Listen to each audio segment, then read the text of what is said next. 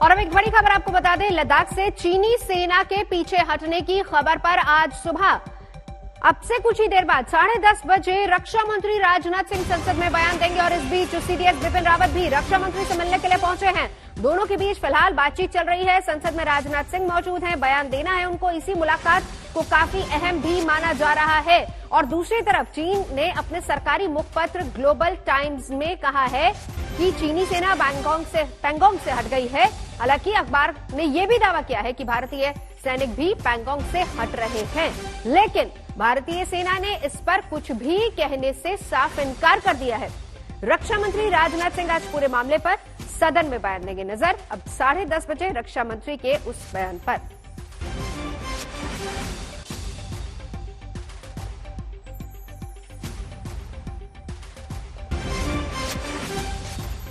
सीधा चलेंगे मेरी सहयोगी कमलजीत संधू इस पूरे मामले पर लगातार नजर बनाए हुए। कमलजीत, बड़ी बात, सीडीएस बिपिन रावत पहुंचे हैं। 10:30 बजे रक्षा मंत्री का बयान होगा जब वो बात करेंगे सदन से, लेकिन उससे पहले की ये बैठक बहुत अहम है। स्थिति क्या है वहां पर असल में? देखिए, ग्लोबल टाइम्स ने पहले ट्वीट किया और सीधा बताया कि पैंगोंग लेक से जो चीनी सेना है वो वापस होगी और जो ओरिजिनल पोजीशन है वहां पे भारतीय और चीनी सेना जाएंगे। आपको बता दें, कई राउंड्स ऑफ टॉक्स हुए थे दोनों सेनाओं के बीच में, खास तौर पे जून में जिस तरह से गलवान घाटी में हुआ, जहां पे चीनी और भारतीय सेना दोनों में ही काफी कैजुअलिटी हुई थी। भारत की 20 बताई जाती थी और उसी साथ में जो नंबर्स हैं 40 से 45 के बीच में चीनी सेनाओं का बताया जाता है। लेकिन उस समय भी काफी बवाल हुआ था, राजनाथ सिंह ने उस समय भी कहा था, लेकिन एक ब्रेक थ्रू वो नहीं आया था। लेकिन जो अब हुआ है पिछले 24 घंटे में, वो एक ब्रेक थ्रू की तरह देखा जा रहा है, क्योंकि एक तरह से जो भारत की पोजीशन है कि चीनी सेना वापस जाए, अपने ओरिजिनल पोजीशन में जाए, क्योंकि देखिए जो फिंगर 4 से फिंगर 8 के बीच में जो कंट्रोवर्सी चल रही थी कि जो ओरिजिनल पोजीशन है, क्योंकि ये एक ऐसा लैंड माना जाता है जहां पे भारत और चीन दोनों ही दावा करते हैं और दोनों की ही पेट्रोलिंग पार्टी जाया करती थी। लेकिन गलवान घाटी के बाद जिस तरह से इंसिडेंट हुआ है, अब राजनाथ सिंह बयान देंगे 10:30 बजे राज्यसभा में और 5:30 के करीब लोकसभा में। और सीधा सीधा जो पहले बात करती आई है भारतीय सरकार कि वो अपना सर झुकने नहीं देगी, पूरी तरह से भारतीय सेना के साथ भारतीय सरकार खड़ी हुई है।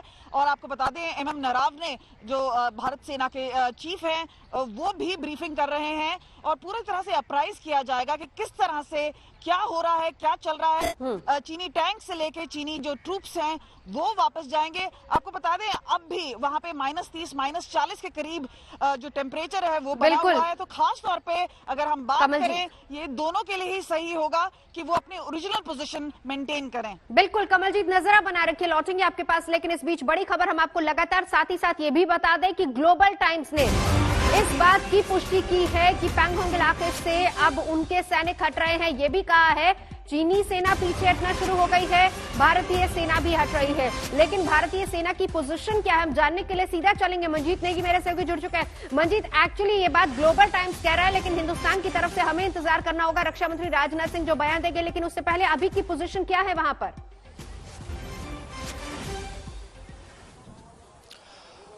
नवजोत 24 जनवरी को भारत और चीनी सेनाओं के बीच में मोल्डो में नवे स्तर की बातचीत हुई थी। जो नवा दौर था बातचीत का, कोर कमांडर स्तर की बातचीत थी। काफी लंबे समय के अंतराल के बाद ये बातचीत हुई थी, क्योंकि बीच में एक तरह का स्टैंड ऑफ बना हुआ था।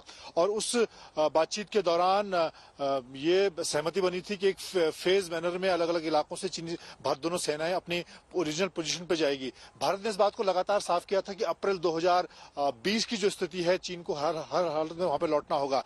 अभी जो खासतौर से फिंगर 4 का इलाका है, वहां पर भारतीय सेना और चीनी सेनाओं की तैनाती बनी हुई थी। अभी जिस तरह से कल चीनी सरकार के जो मुखपत्र है ग्लोबल टाइम, उसकी तरफ से ये कहा गया कि दोनों सेनाएं पीछे हट रही हैं, उस पर कल देर शाम तक भारतीय सेना ने कुछ भी स्टेटमेंट देने से नहीं दिया था। और आधिकारिक तौर पर अब रक्षा मंत्री राजनाथ सिंह, अभी थोड़ी देर पहले सीडीएस जनरल बिपिन रावत और राजनाथ सिंह के बीच में भी बातचीत हुई है, सेना प्रमुख से भी उन्होंने जानकारी ली है। और उसके बाद अब वो आधिकारिक तौर पर भारत सरकार का क्या स्टैंड है उस पर जानकारी देंगे। लेकिन अभी की जानकारी के मुताबिक जो एक सहमति दोनों की तरफ से बनी थी उस पर दोनों सेनाएं अपनी जगहों से पीछे हटेंगी। ये बात पहले भी नवजोत सामने आई थी कि कुछ इलाकों से चीनी सेना ने अपने सैनिकों को ट्रेनिंग एरिया में पीछे भेजा है। ये बात पहले साफ तौर पर दिखी थी। एलएसी पर गलाने वाली बर्फ और ठंड के आगे लाल सेना के हौसले पस्त हैं। अब वहां के सरकारी मुखपत्र ग्लोबल टाइम्स ने यह कहा है कि चीनी सेना पैंगोंग से हट रही है। हालांकि अखबार का यह भी दावा है कि भारतीय सैनिक भी पैंगोंग से हट रहे हैं, लेकिन भारतीय सेना ने इस पर कुछ भी कहने से इनकार कर दिया।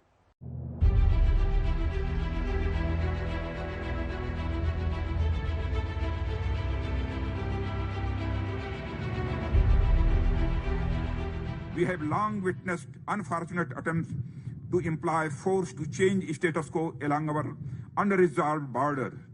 India is vigilant and prepared to counter and defeat any misadventure to defend our people and territorial integrity at all costs.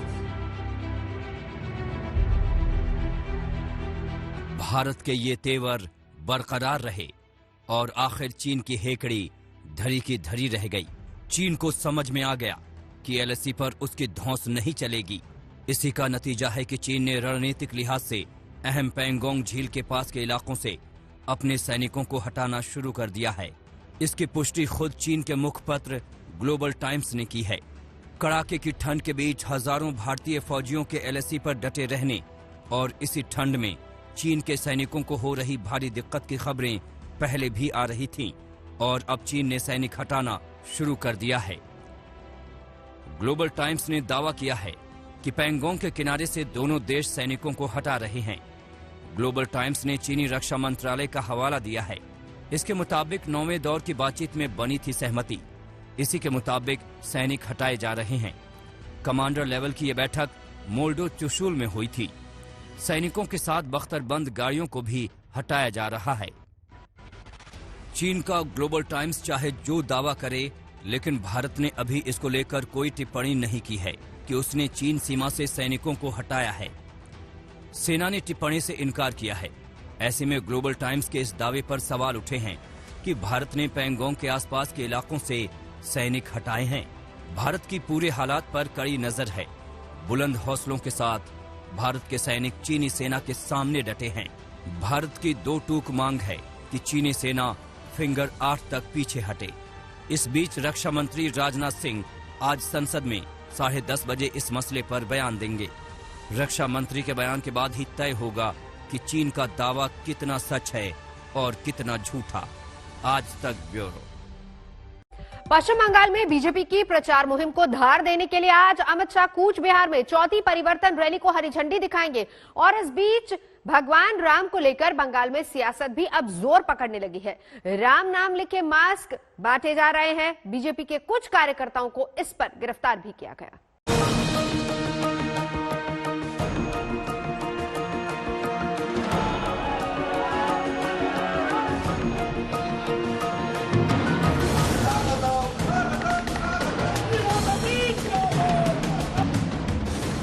चुनाव की तारीखों के ऐलान का इंतजार कर रहे बंगाल में सियासी पार्टियां जबरदस्त जोर आजमाइश कर रही हैं।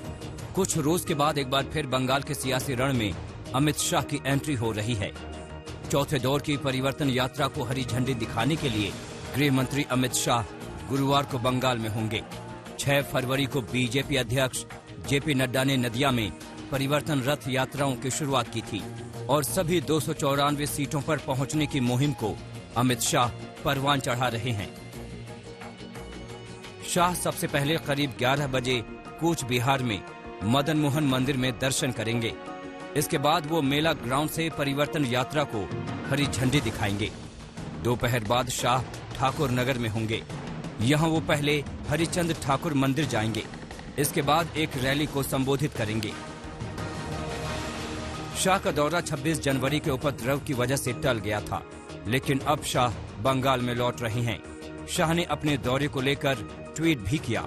उन्होंने लिखा, बंगाल के कूच बिहार में पार्टी की चौथी परिवर्तन यात्रा को हरी झंडी दिखाऊंगा। ठाकुर नगर में रैलियों के साथ कोलकाता में सोशल मीडिया वॉलंटियरों के साथ भी चर्चा करूंगा। चुनावी गर्मी के साथ बंगाल में राम नाम की सियासत भी तेज हो गई है। हुगली में जय श्री राम लिखा मास्क वितरित करने पर हुगली के श्रीरामपुर में दर्जनों भाजपा आरएसएस कार्यकर्ता हिरासत में लिए गए। इस पर बीजेपी नेता कैलाश विजयवर्गीय ने ट्वीट करके ममता सरकार पर निशाना साधा। उन्होंने लिखा, ममता जी की दमनकारी नीति के खिलाफ शेरदिल कार्यकर्ताओं का आंदोलन, राम नाम के मास्क बांटना भी क्या अपराध है। ममता के खिलाफ सूबे के राज्यपाल जगदीप धनखड़ भी रोज नए वार कर रहे हैं। बुधवार को धनखड़ ने कहा कि राज्य में लोग डर में जी रहे हैं। Fear and freedom do not go together. Fear and democracy do not go together. If a citizen is under fear, that is the most critical challenge to any governance, to any society. Bengal में BJP परिवर्तन यात्राओं के जरिए माहौल बना रही है, तो हर चुनावी सभा में ममता बनर्जी के निशाने पर भी बीजेपी रहती है। हुगली से भोलानाथ साहा के साथ इंद्रजीत कुंडू, आज तक।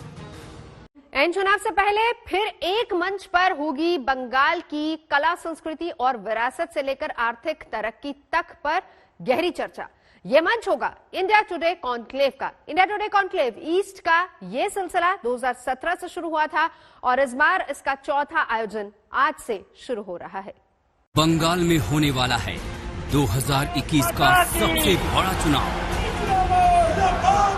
ममता के खिलाफ सियासी संग्राम का बीजेपी ने कर दिया है शंखनाद। बंगाल में चुनावी टक्कर से पहले विचारों के महामंच के आयोजन का इससे बेहतर मौका क्या हो सकता है।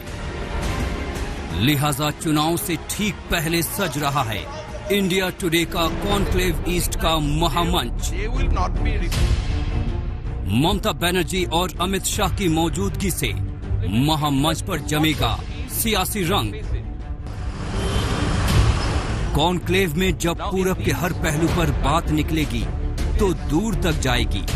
कॉन्क्लेव ईस्ट में और भी दिग्गजों का जमावड़ा होगा। फायर ब्रांड महुआ मित्रा, युवा तुर्क बाबुल सुप्रियो, ममता सरकार की खबर लेने वाले गवर्नर जगदीप धनखड़, पूर्व सेनाध्यक्ष जनरल बिक्रम सिंह, सांसद और देश के पूर्व मुख्य न्यायाधीश रंजन गोगोई, सियासत के धुरंधर डेरेक ओ ब्रायन, सुनहरे पर्दे से सियासत तक का सफर करने वाली नुसरत जहां, लेफ्ट नेता सीताराम येचुरी और कॉरपोरेट दिग्गज संजीव गोयनका भी पूरब की सामाजिक, आर्थिक और राजनीतिक भविष्य पर बात करते दिखेंगे। ममता जी का ऑब्लिगेशन है। डिजिटल प्राइवेसी के मिथ पर बेबाकी से राय रखते दिखेंगे फेसबुक इंडिया के एमडी अजीत मोहन। विचारों के बीच सुरों की सरिता भी बहेगी। इसके लिए मंच पर होंगे पापोन और देशी पॉप दीवा उषा उत्थुप और सब्यसाची चक्रवर्ती, प्रसन्नजीत चैटर्जी और तोता राय चौधरी जैसी बंगाली सिनेमा की दिग्गज हस्तियों से भी आप रूबरू हो पाएंगे। तो तैयार हो जाइए पूरब पर बातचीत से लेकर बहस तक के शानदार आयोजन के लिए। आज तक ब्यूरो। आदरणीय सभापति महोदय, पिछले साल सितंबर में इस गरिमामयी सदन के समक्ष मैंने एक विस्तृत वक्तव्य ईस्टर्न लद्दाख में भारत चीन सीमा पर हुई डेवलपमेंट्स के बारे में दिया था। मैंने यह बताया था कि चीन द्वारा पिछले वर्ष अप्रैल मई 2020 के दौरान ईस्टर्न लद्दाख की सीमा के समीप भारी संख्या में शस्त्र बल तथा गोला बारूद आदि इकट्ठा कर लिया गया था। चीन द्वारा येलेसी के आसपास कई बार ट्रांसग्रेशन का भी प्रयास किया गया था। हमारी सशस्त्र सेनाओं ने उन सभी प्रयासों के दृष्टिगत उपयुक्त जवाबी कार्रवाई की थी। राष्ट्र के साथ इस सदन ने भी उन वीर भारतीय सैनिकों को श्रद्धांजलि दी थी जिन्होंने भारत की सीमा की रक्षा करते हुए अपना बलिदान दिया था। आज मैं इस सदन को कुछ और महत्वपूर्ण डेवलपमेंट्स के बारे में बताना चाहता हूं। सभापति महोदय, पिछले वर्ष सितंबर से दोनों पक्षों ने एक दूसरे के साथ मिलिट्री और डिप्लोमेटिक चैनल्स द्वारा संवाद स्थापित कर रखा है। हमारा यह लक्ष्य है कि एलएसी पर डिसएंगेजमेंट तथा यथास्थिति हो जाए ताकि पीस एंड ट्रैंक्विलिटी पुनः स्थापित हो सके। मैं संक्षेप में वहां की ग्राउंड सिचुएशन के बारे में सदन को दोबारा अवगत कराना चाहता हूं। सदन को ज्ञात है कि चीन ने अनधिकृत तरीके से लद्दाख केंद्र शासित प्रदेश के लगभग 38,000 वर्ग किलोमीटर पर 1962 के संघर्ष के समय से कब्जा बना लिया है। इसके अतिरिक्त पाकिस्तान ने अनधिकृत तरीके से पाक ऑक्युपाइड कश्मीर में भारत की लगभग 5,180 वर्ग किलोमीटर भूमि तथा कथित चीनो पाकिस्तान बाउंड्री एग्रीमेंट 1963 के तहत चीन को दे दिया है। इस प्रकार चीन का 43,000 वर्ग किलोमीटर से ज्यादा भारतीय भूमि पर अनधिकृत कब्जा है। चीन पूर्वी क्षेत्रों में भी अरुणाचल प्रदेश की सीमा पर करीब 90,000 वर्ग किलोमीटर भूमि को अपना बताता है। भारत ने इन अनजस्टिफाइड क्लेम्स तथा अनधिकृत कब्जे को कभी भी स्वीकार नहीं किया। सभापति महोदय, मैं सदन को यह भी बताना चाहता हूं कि भारत ने चीन को हमेशा यह कहा है कि बाइलेटरल रिलेशन दोनों पक्षों के प्रयास से ही विकसित हो सकते हैं। साथ साथ ही सीमा के प्रश्न को भी बातचीत के जरिए ही हल किया जा सकता है, परंतु एलएसी पर पीस एंड ट्रैंक्विलिटी में किसी प्रकार की प्रतिकूल स्थिति का हमारी बाइलेटरल टाइज पर बुरा असर पड़ता है। इससे चीन भी अच्छी तरह अवगत है। कई हाई लेवल ज्वाइंट स्टेटमेंट में भी यह जिक्र किया गया है कि एलएसी तथा सीमाओं पर पीस एंड ट्रैंक्विलिटी कायम रखना बाइलेटरल रिलेशन के लिए यह अत्यंत आवश्यक है।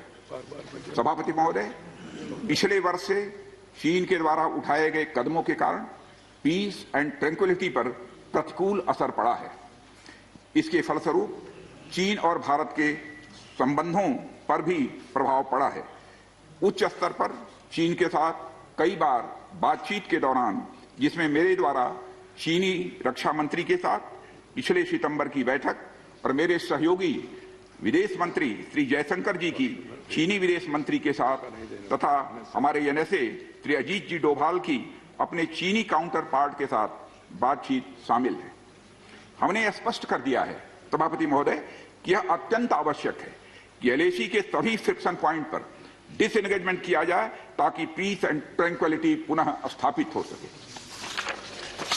सभापति महोदय, पिछले वर्ष मैंने इस सदन को अवगत कराया था कि एलएसी के आसपास ईस्टर्न लद्दाख में कई फ्रिक्शन एरियाज बन गए हैं। चीन ने बड़ी संख्या में सेना एवं गोला बारूद आदि भी एलएसी के आसपास तथा उसके पीछे अपने क्षेत्रों में इकट्ठा कर लिया है। हमारे सशस्त्र सेनाओं द्वारा भी भारत की सुरक्षा की दृष्टि से एडिक्वेट तथा इफेक्टिव काउंटर डिप्लॉयमेंट भी किए गए हैं। मुझे यह बताते हुए सभापति महोदय गर्व महसूस हो रहा है कि भारतीय सेनाओं ने इन सभी चुनौतियों का डटकर सामना किया है सभापति महोदय, तथा अपने शौर्य एवं बहादुरी का परिचय पेंगोंग त्सो के साउथ एवं नॉर्थ बैंक पर दिया है। सामरिक दृष्टि से महत्वपूर्ण कई क्षेत्रों को चिन्हित कर हमारी सेनाएं कई पहाड़ियों के ऊपर तथा हमारे दृष्टिकोण से उपयुक्त अन्य क्षेत्रों पर भी मौजूद हैं। भारतीय सेनाएं अत्यंत बहादुरी से लद्दाख की ऊंची दुर्गम पहाड़ियों तथा कई मीटर बर्फ के बीच में भी सीमाओं की रक्षा करते हुए अडिग हैं और इसी कारण हमारा एज बना हुआ है। सभापति महोदय, हमारी सेनाओं ने इस बार भी यह साबित करके दिखाया है कि भारत की संप्रभुता एवं अखंडता की रक्षा करने में वे सदैव हर चुनौती से लड़ने के लिए तत्पर हैं और अनवरत कर रहे हैं। सभापति महोदय, पिछले वर्ष से मिलिट्री एंड डिप्लोमेटिक लेवल पर चीन के साथ हमारा संबंध बना रहा है। इस बातचीत में हमने चीन को यह बताया है कि 3 सिद्धांतों के आधार पर हम इस समस्या का समाधान चाहते हैं। फर्स्ट, दोनों पक्षों द्वारा एलएसी को माना जाए और उसका आदर किया जाए। दूसरा, किसी भी पक्ष द्वारा यूनिलेटरली स्टेटस को बदलने का प्रयास न किया जाए। तीसरा, सभी समझौतों का दोनों पक्षों द्वारा पूर्ण रूप से पालन किया जाए। सभापति महोदय, फ्रिक्शन क्षेत्रों में डिसएंगेजमेंट के लिए भारत का यह मत है कि 2020 की फॉरवर्ड डिप्लॉयमेंट जो एक दूसरे के बहुत नजदीक हैं वे दूर हो जाएं और दोनों सेनाएं वापस अपनी अपनी स्थायी या मान्य चौकियों पर वापस लौट गई। सभापति महोदय, बातचीत के लिए हमारी स्ट्रेटेजी तथा अप्रोच माननीय प्रधानमंत्री जी के इस दिशा निर्देश पर आधारित है कि हम अपनी 1 इंच जमीन भी किसी और को नहीं लेने दें। हमारे दृढ़ संकल्प का ही यह फल है कि हम समझौते की स्थिति पर पहुंच गए। इन दिशा निर्देशों के दृष्टिगत सितंबर 2020 से लगातार मिलिट्री एंड डिप्लोमेटिक लेवल पर दोनों पक्षों में कई बार बातचीत हुई है कि इस डिसएंगेजमेंट का म्यूचुअली एक्सेप्टेबल तरीका निकाला जाए। अभी तक सीनियर कमांडर्स के स्तर पर 9 राउंड्स की बातचीत हो चुकी है। राजनयिक स्तर पर भी WMCC यानी working mechanism for consultation and coordination of India China border affair के तहत भी बैठकें होती रही हैं।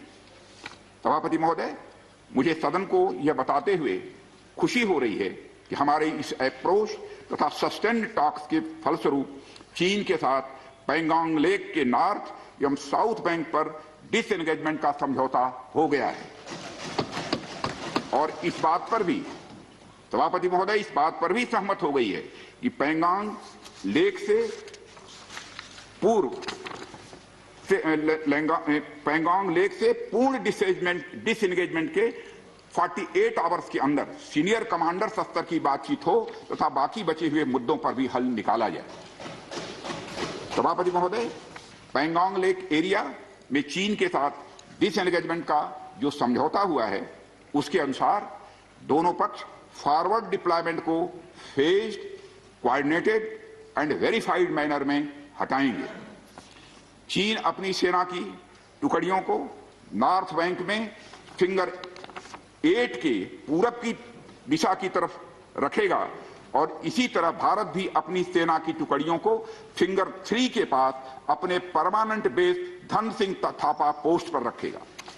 इसी तरह की कार्रवाई साउथ बैंक एरिया में भी दोनों पक्षों द्वारा की जाएगी। ये कदम आपसी समझौते के तहत बढ़ाए जाएंगे तथा जो भी निर्माण आदि दोनों पक्षों द्वारा अप्रैल 2020 से नॉर्थ एंड साउथ बैंक पर किया गया है उन्हें हटा दिया जाएगा और पुरानी स्थिति कायम कर दी जाएगी।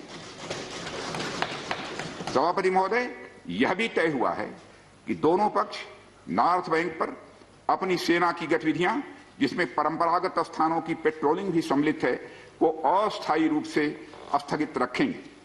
पेट्रोलिंग तभी शुरू की जाएगी जब सेना एवं राजनयिक स्तर पर यानी डिप्लोमेटिक लेवल पर आगे बातचीत करके समझौता बनेगा। इस समझौते पर कार्रवाई कल से नॉर्थ एंड साउथ बैंक पर प्रारंभ हो गई है। यह उम्मीद है इसके द्वारा पिछले साल के गतिरोध से पहले जैसी स्थिति बहाल हो जाएगी। सभापति महोदय, मैं इस सदन को आश्वस्त करना चाहता हूं कि इस बातचीत में हमने कुछ भी खोया नहीं है। सभापति महोदय, सदन को यह भी जानकारी देना चाहता हूं अभी भी एलएसी पर डिप्लॉयमेंट तथा पेट्रोलिंग के बारे में कुछ आउटस्टैंडिंग इश्यूज बचे हुए हैं।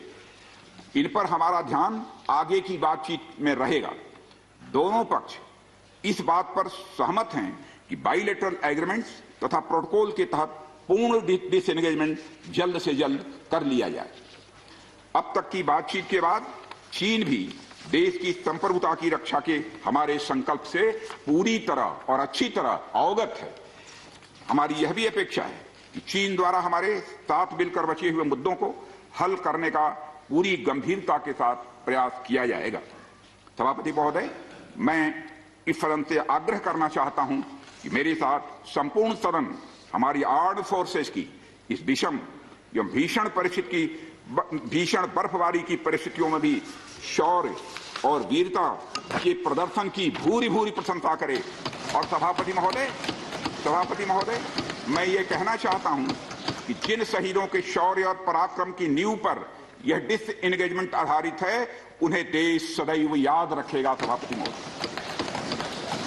सभापति महोदय, मैं इस बात से भी पूरी तरह से आश्वस्त हूं कि यह पूरा सदन, चाहे कोई किसी भी दल का क्यों न हो, देश की संप्रभुता, एकता और अखंडता और सुरक्षा के प्रश्न पर एक साथ खड़ा है और एक स्वर से समर्थन करता है कि यह संदेश केवल भारत की सीमा तक ही सीमित नहीं रहेगा, बल्कि पूरे विश्व को जाएगा। सभापति महोदय, यह बात मैं विश्वास के साथ कह सकता हूं।